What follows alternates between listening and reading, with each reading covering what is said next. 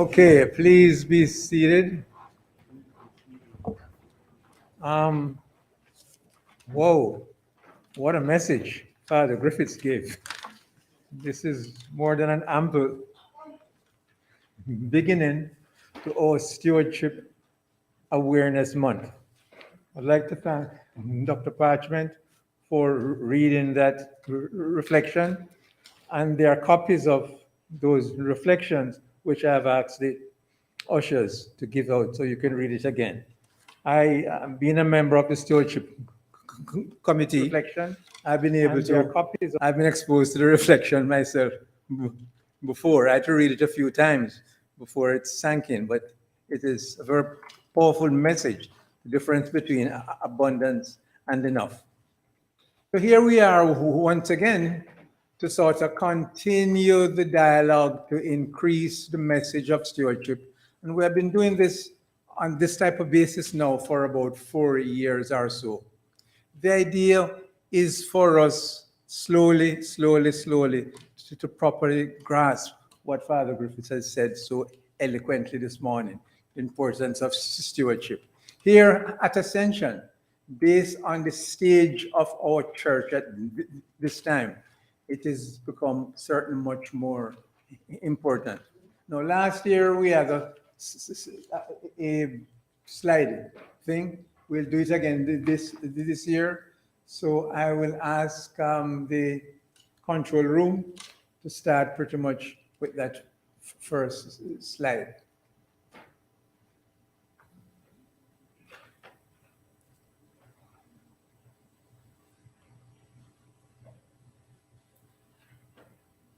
Okay. Well, let me just state that the Stewardship Committee have been meeting consistently year after year, year after year, year after year.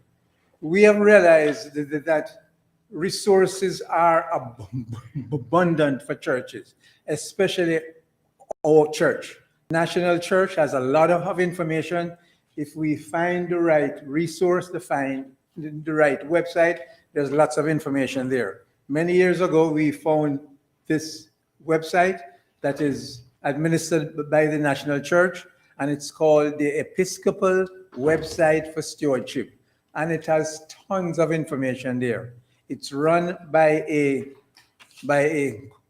council of clergy and lay people who have been doing stewardship for over 20 years. So that's where we get the information. I would dare say that within the other disciplines of our Christian faith, discipleship and evangelism and stuff, there is information on the national website that we can get that we do not need to reinvent the wheel. We pay close to $30,000 per month in assessment fee to the diocese. Let's use it for our growth. And recently, those of us who are on the vestry were getting lots of email from the National Church where there's lots of workshops and seminars and webinars.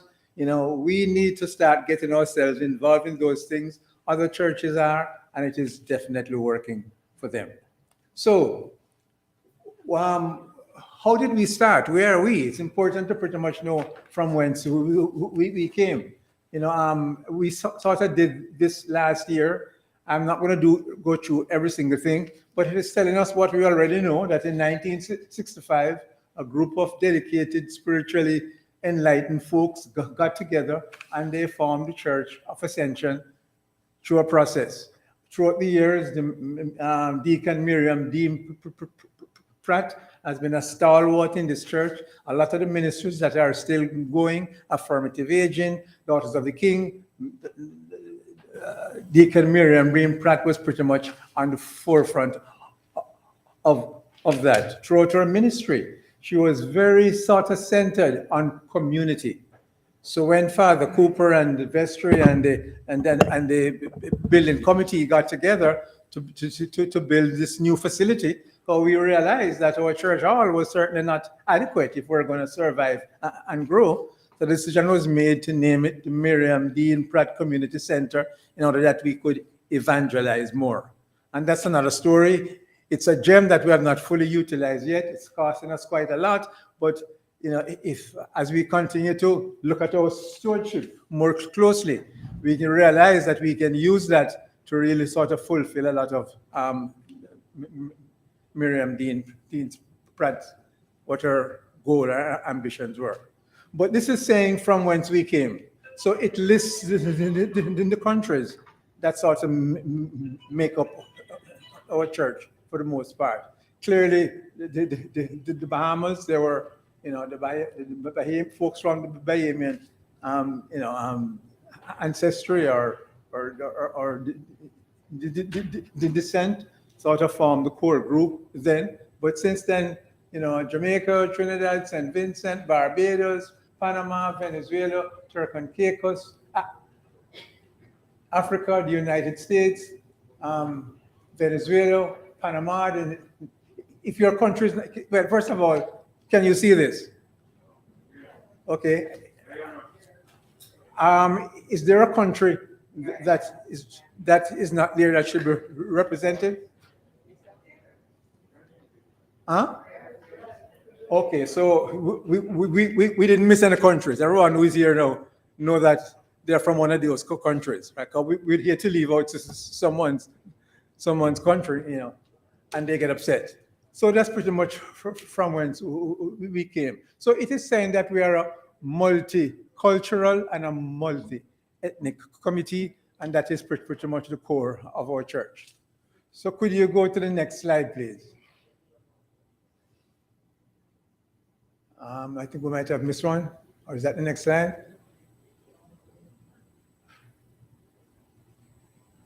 No, let's go back to slide number 2.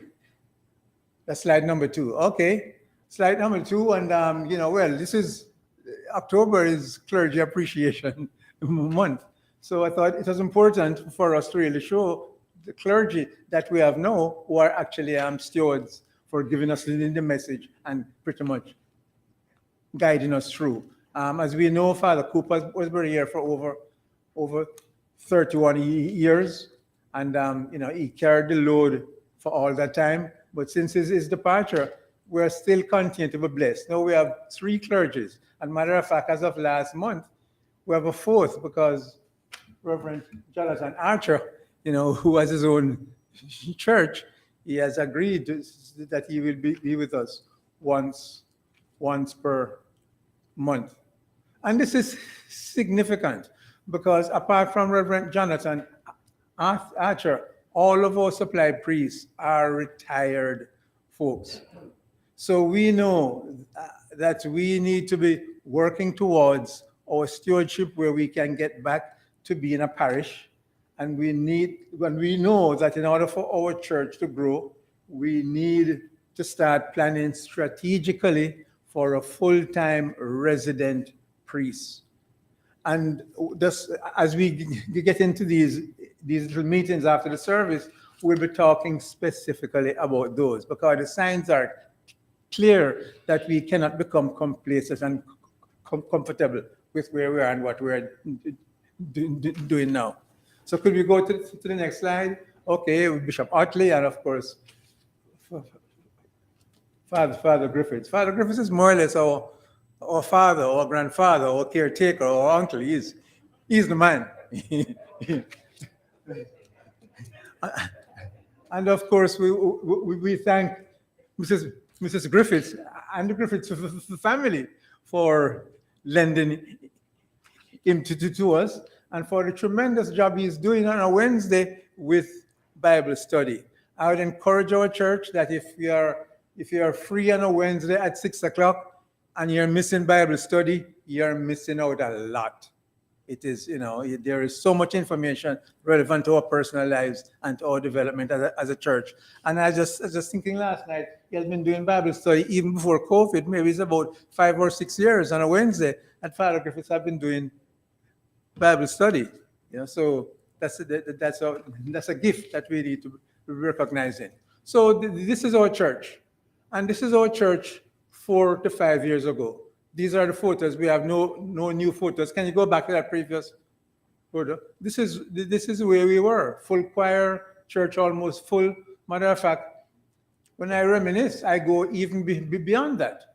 I remember when there's a 7 o'clock service, 7 or 7:30, 7:30 service, and I used to work on a Sunday, so I came to 7:30 service, I could leave and go to work. And those days there were 70, 75 people here for the 7:30, and sometimes I stay over for the 10 o'clock if I'm not working that day, and the church is full, 180, 190, and this was in what, 2003 to 2004.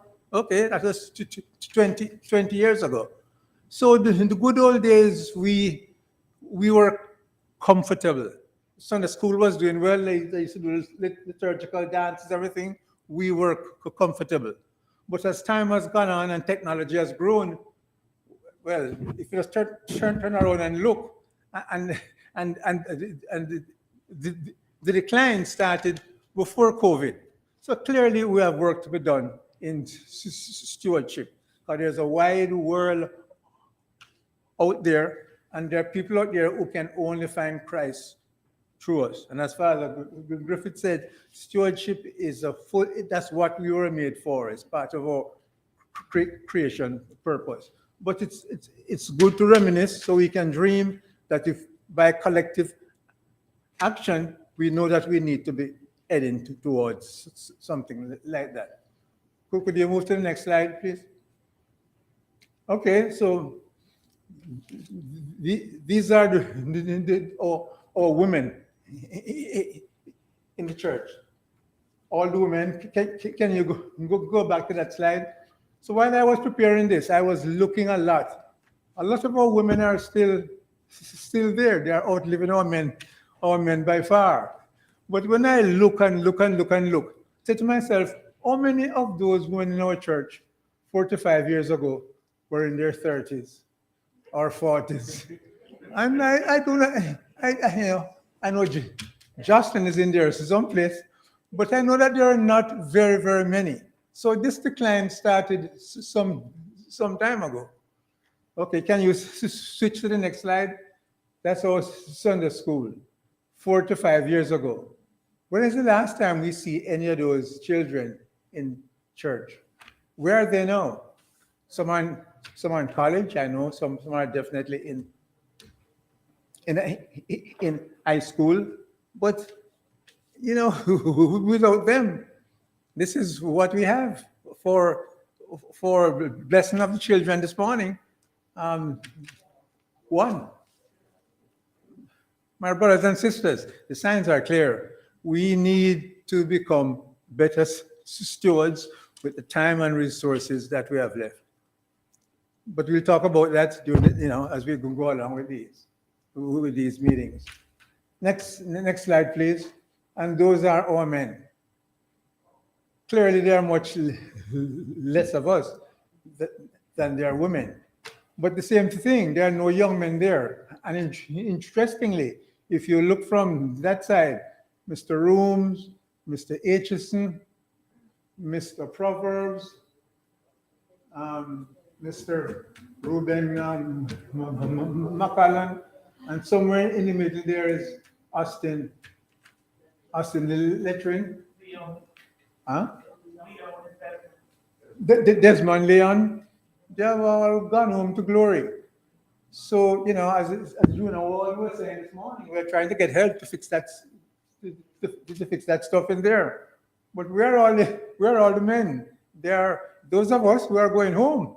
And the young ones, that's part of the job that we have. Some of them have gone to other churches. They are still out there. I remember clearly that sermon that Bishop Reverend Jonathan Archer gave about the lost coin and the lost sheep. We need to start searching. It is survival. It is stewardship. It is part of our purpose. Okay, so can you go to the next slide? That's us. That's the fun part. We know how to fellowship, community. Lots of good example of that. What is not so good about that is that the ministry the Ascension Delight. They have done their work, some wonderful work, but the replacement, where are they? So the story is clear. And as the scripture reading says, and as the reflection says, and as Father Griffiths says, we certainly have more than enough. What we might not have is more than enough time unless we start to do the work. No, time could be an issue. Can you go to the next slide, please? Okay. This is a reflection, and I'll quickly read it. 15 to 20 years ago, it was reasonable to characterize Ascension as a church comprised of many youth, middle-aged, and some seniors. Clearly, that's not the case now. Seniors are the overwhelming majority. Despite the magnificent dedication of some of our young adults, unfortunately, this sector has grown thin. Most of our young adults are sadly missing. The big question is why, and how can we correct it? So, as we begin these coffee hour, coffee time, we want to call this period during this year's stewardship month, we will address this challenge.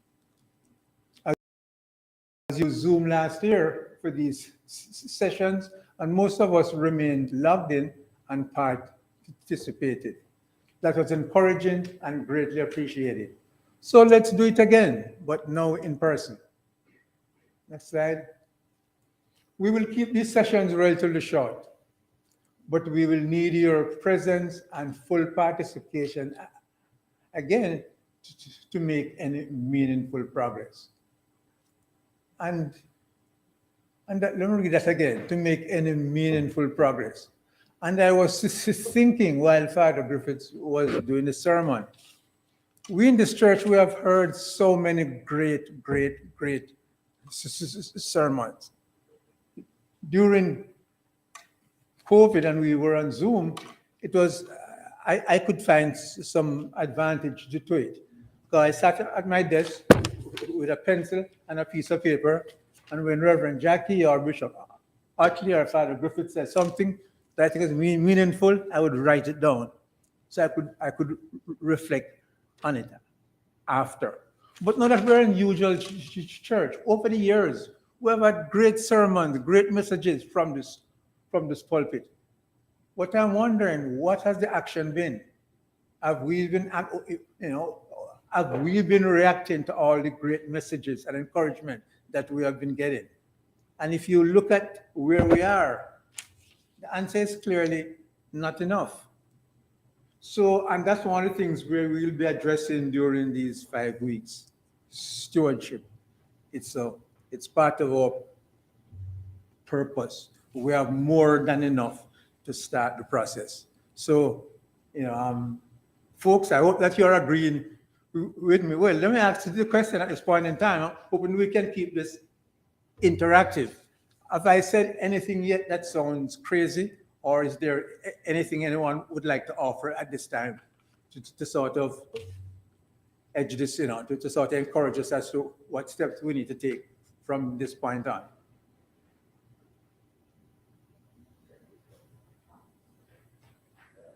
No? Nobody said anything? Please. We're on the same thinking as you. We're on the same page. Okay, one person said we're on the same thinking. Okay.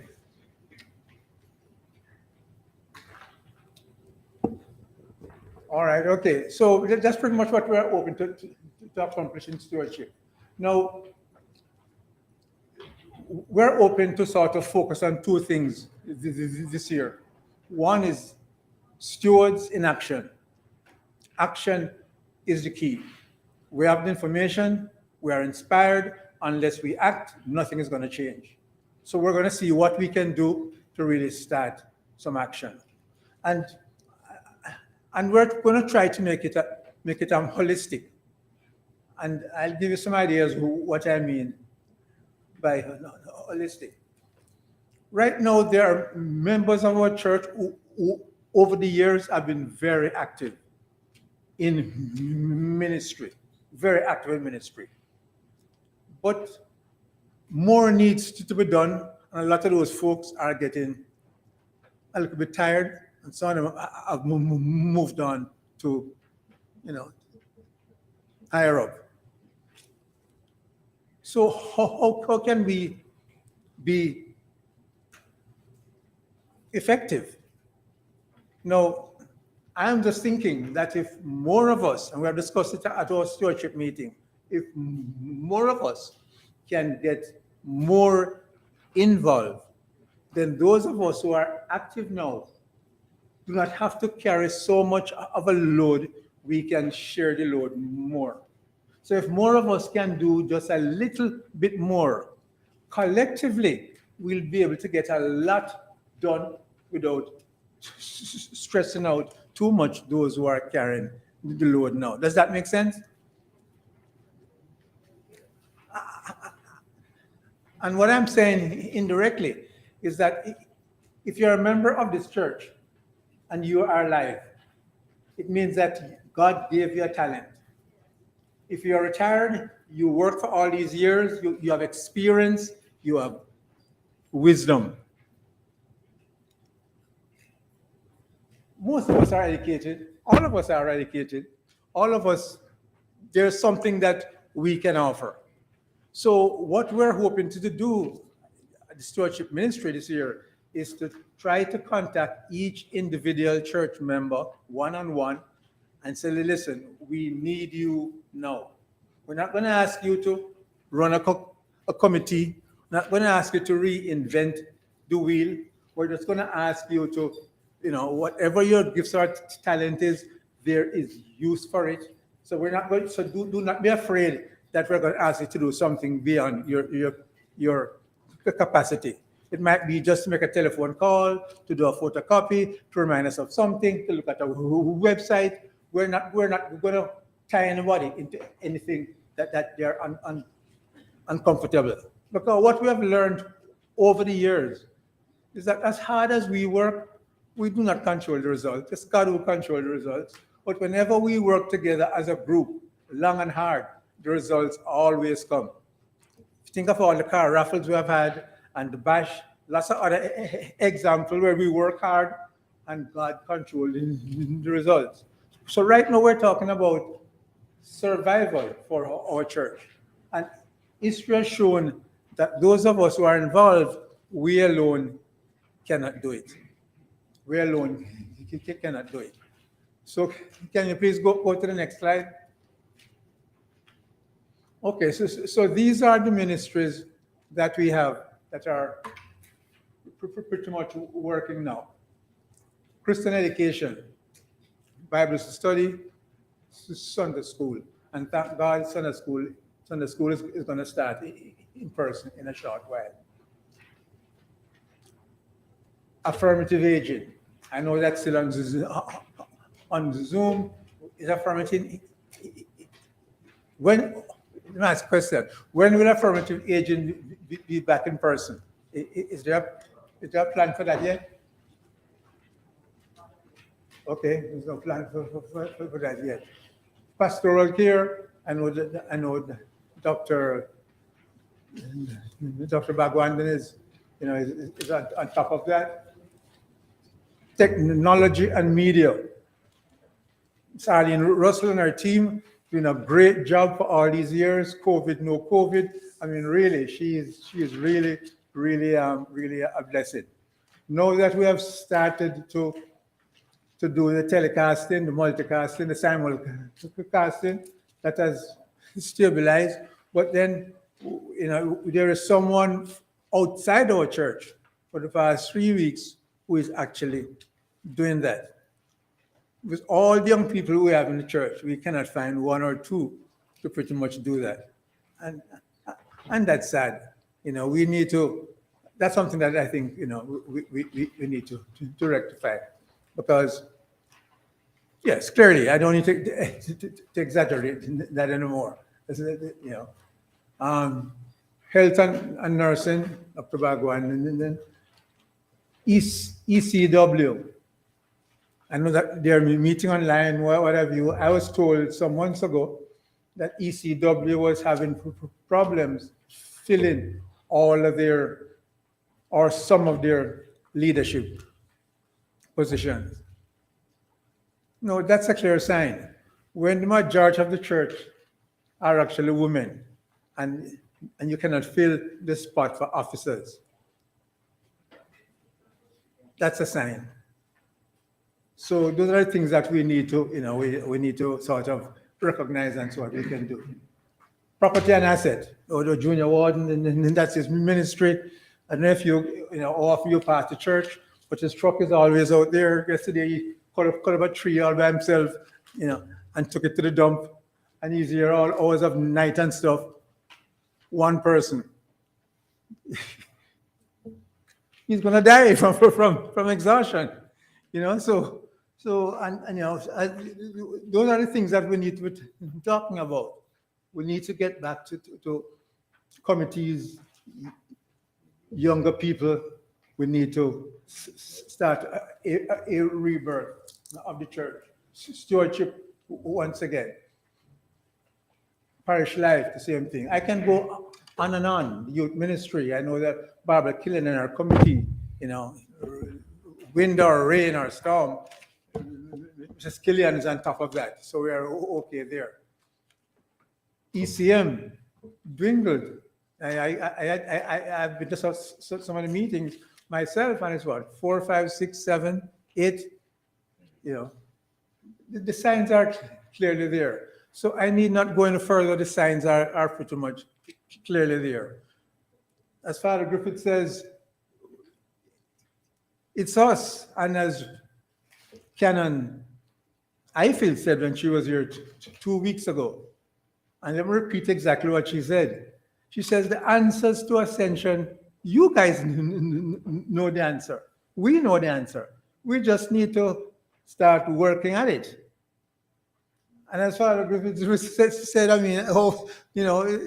that you cannot say, whose job is that? You got to get involved. You got to figure out how you can do it or what you can do. Coming to church is not just coming to a sermon and going home. Because over the years, this is where we are now. We're skeleton thin. So we need to figure a way as to pretty much what we can do. Stewardship Month is a good time for us to start strategically trying to see pretty much what we can do. So the history is clear. I'm not going to go through everything. Can you go to the next slide, please?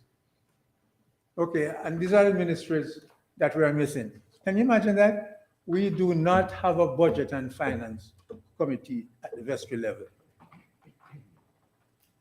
The treasurer has been carrying that all this time. Oh, what's not on that is that we're missing a treasurer. As of the end of this year, we're missing a treasurer also. I hope we're not waiting until the end of this year to throw up our hands. We need to be doing all those things from now because we have more than enough with what we heard this morning to handle all of those things.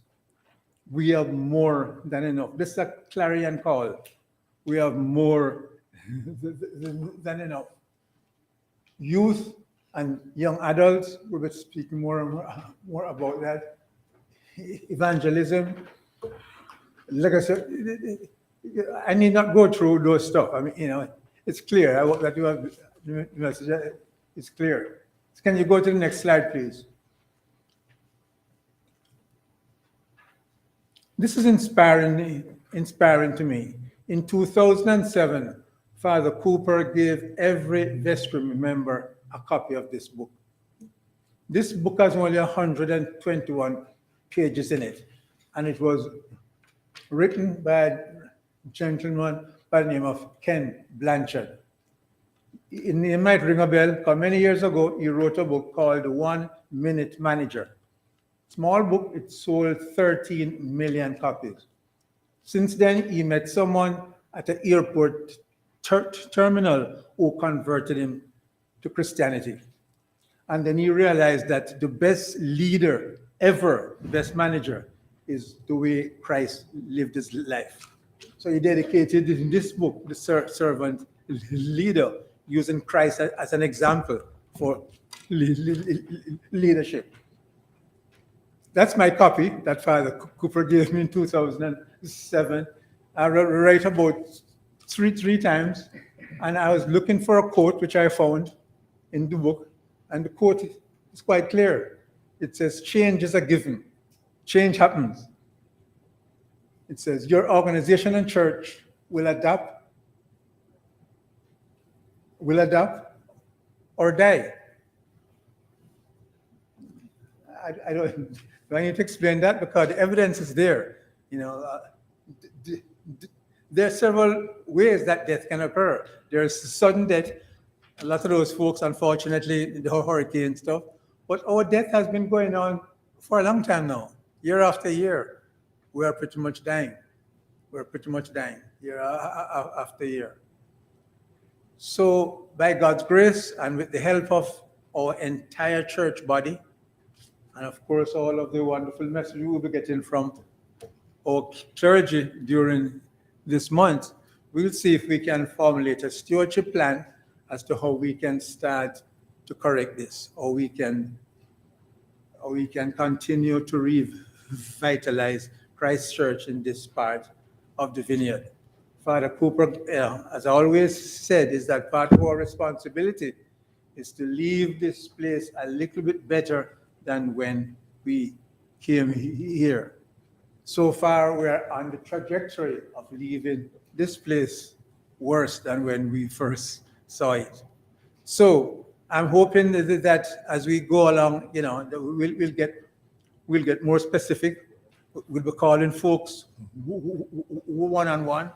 As far as trying to get to our young people, we're gonna sort of get a leadership group together, formulate a plan. That's going to take some time. See if we can start the process of really getting back our youth. Now, there's one thing we all can do now before we leave here. Not before we leave here, but as a process when you go home. If you can write down the name of a young person who grew up in this church, when the Sunday school, what have you, and you have their name and their telephone number. We're not going to give them a call, but we need to get an idea as to how many folks we know whose heritage in this church, their parents attend this church, their guardians, their auntie, their friends, what have you. So we want to have an idea how many of those are pretty much out there.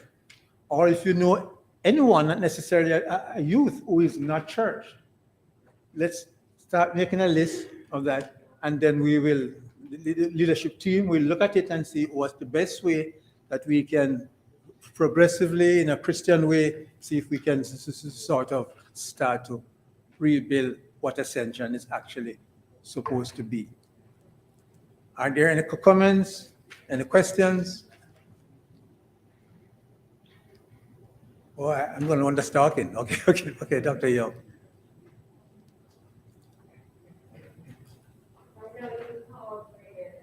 Right.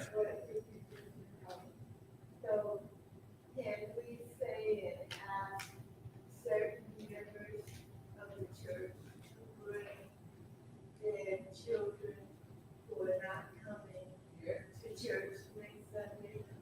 Like, for instance, we have Byron and Ingrid and all of those who have families of children. Well, okay. Young people, we could ask them to, let's say, you call it a special day, special family day, and to bring them to church. I think that's a great idea, but what I would suggest is that I would suggest that we, the leadership group, get together and come up with a strategy as to how we're pretty much going to do this. Because my research has shown me that one of the most effective way to evangelize or to re-evangelize is to get folks in a social environment first, they are more apt to get involved in a social environment, and then we let them talk because they grew up in this church.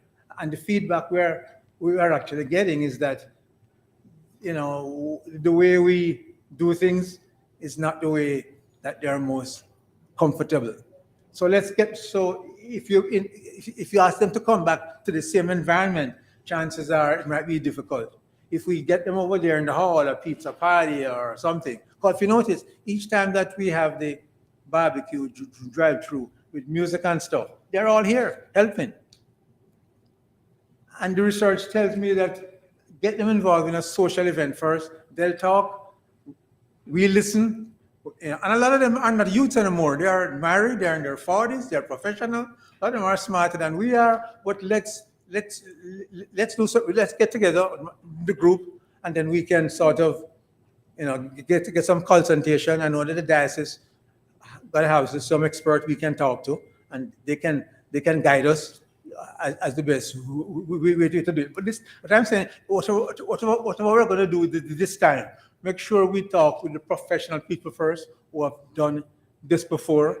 I have a good friend who I met in Curcio, and he's involved. It's a youth ministry for a church, I think, down there in Texas, and they're doing tremendously well. So just like what we're doing with stewardship, we're not inventing stewardship. We're going to a resource that has worked. I'll suggest we do the same thing here. We talk to the experts first and see what they suggest, and we take it from there. You ask for suggestions and someone gives a Yeah, no, that's a yeah. go back to say what we gotta do what the experts say. So if you're gonna do that, then don't ask them. Okay, the fact that You're gonna do what you want to think it should be, and it may not be the case. okay, all right. I'm not going to get in a confrontation, but I know that what you're suggesting, Make it a comment. right? But I'm saying it's a good comment. But I'm saying is that let us as a leadership group look at all of the comments. Let's look at all in the comments. We will not every idea that comes forward we have to do. But if the leadership group take all the comments and we can, by consensus, decide which one we're going to do, wouldn't that be an approach that we would want to consider? I'm speaking to everyone now.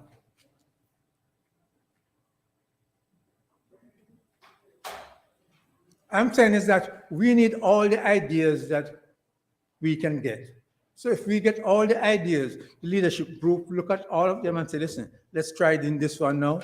Let's try this one some other time. Let's modify this one or what have you. But we cannot try every idea. We are pretty much new at this. And we have failed at this over the years. We have failed. So I'm saying, wouldn't it be a good idea to speak with some other entity that has a greater degree of success? That's all I'm saying.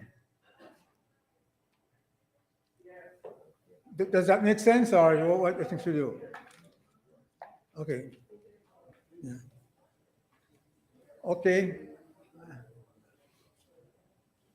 So we'll, as far as what I hope to say, we'll pretty much end here until next week. We'll sort of get more in details. Someone saying someone had their hand up in the back. Okay, so nobody else has anything to say. Okay, go ahead. All I have to say is, I understand what you're saying, and it's working, but as Dr. Freddie Young said, you know, give me or Ingrid or whoever a chance next Sunday, invite our sons or daughters and everybody to come to church. when you get those group of people, you talk about the leadership and all these things. If you just make a suggestion, I think it should be open if we want to, feel and something, maybe that's an opportunity. I don't know, waiting for leadership or not, because all these leadership talks, those things take organization and process. We just want something come out from the grassroots, but give it a chance. If it works, it doesn't work. You don't have to. You still got a chance to mold those people into the leadership roles or whatever. So I think she got a good idea. Let it flow. As God might inspire her to say that, give her a chance to see that will work. You want to say, hey, next Sunday is a good idea, or the other Sunday, come over here and talk about the Sunday. Let's go on, let's put a choice together, special program the next Sunday, and see what happens. That's my thought. Okay.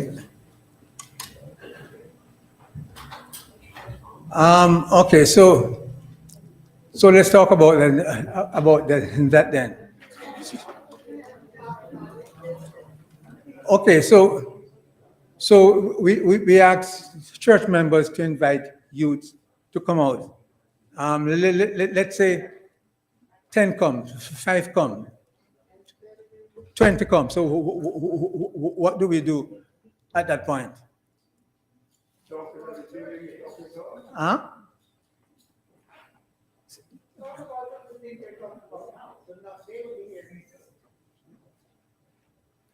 Okay, so if 10 or 5 come, we talk. Okay, all right. And that fight, you want to do another fight outside here before we really get to the So, okay, so let me ask you this then. So if we can talk to the experts and they says, Hugh, if you do this, you will get 20. You'll get 20. Why would we? Yeah. people go outside, whatever, Okay, so let me ask the question then. And I'm not trying to be difficult. Why wouldn't we want to get a roadmap from other church who have successfully done it than try to do it our way, which we know have not worked? Okay, let's think about it. Let's think about it. We'll talk about it. We'll talk about it. Either you want input, you want people to help, or you don't. If we said that, they will do that, they will bring it next Sunday, stewardship must be over by the time you talk about getting the people who you're talking about doing something. So let's just do it and see what happens. We can all get together, will they still be selling lunch in the hall? Okay. next Sunday? Let me suggest this. Are Okay. they going to be doing that next Sunday? So, this Sunday. Let me suggest this, right? Since every idea is appreciated, since this is going to be launched by the Stewardship Committee, the Stewardship Committee will take all of the suggestion and advisement at our next meeting. Okay, and then we'll move from there. You're not going to ask them. I'm saying that we have gotten 2 suggestions. The Stewardship Committee will evaluate, and then we'll get back to the church. Nothing from this week to the next week. There is no greater damage. But we'd like to. We'll evaluate the suggestions and put them straight from there. The committee is going to look at it and vote and decide. And then we'll invite you to the stewardship committee, and we could invite Mr. Goodluck also, and we take it from there.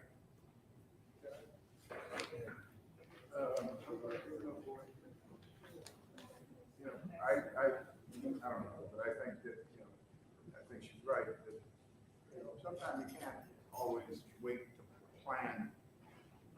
Sometimes you gotta just do things. And what I found, I went to an event with, that I was invited to. And one of the young ladies from this church, I just happened to be talking to her, this interaction. Oh, I'm sorry. What I was saying is that sometimes, you know, you can't wait to plan and organize a lot of things. If you have, especially with young people, it's about interaction. You know, as I was saying, I went to an event that I was invited to, and one of the young ladies from this church was there. And I just happened to talk to her and one of the other young guys that was there, and interacted with them. And they have ideas, but we got to talk to them. We have to interact with them. We have to ask them for their input. And we're not going to get that if they're not around. So the idea of them being here is a good, I think, a good thing.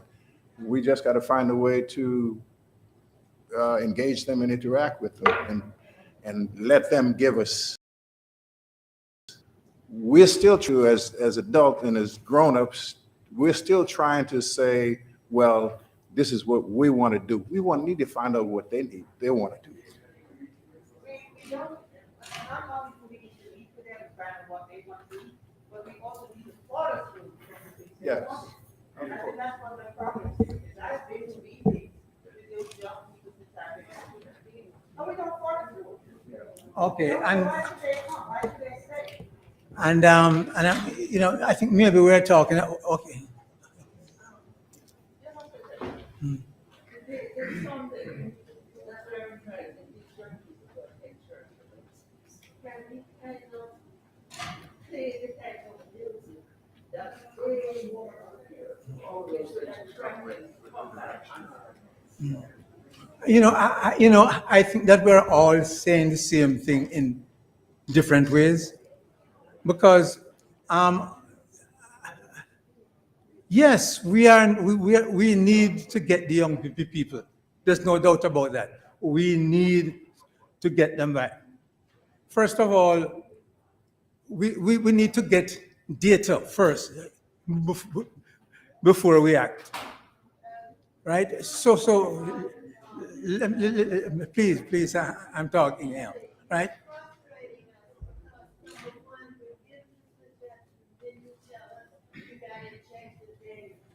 And that doesn't make sense. If you have an offer, they're willing to make an effort to bring the children, the young people, then let them do it, and then we go from there. But don't Okay. All right. shut it down because they know that we want to give suggestions and you're back where you started. A suggestion is a suggestion. Right? We have been having this issue with our young people for years. We have invited them for years.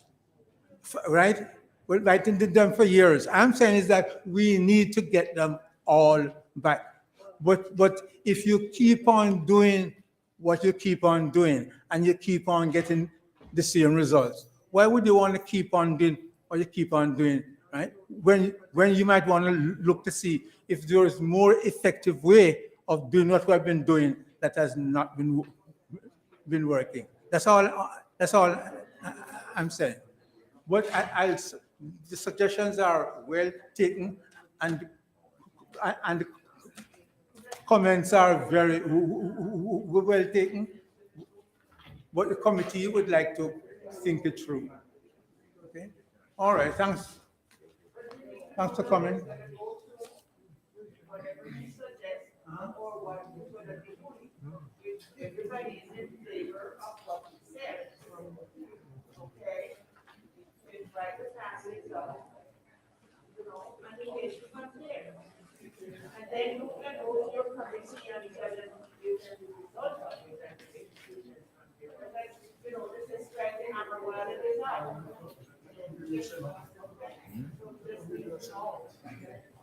Thanks for the suggestion. Is there a prayer, please?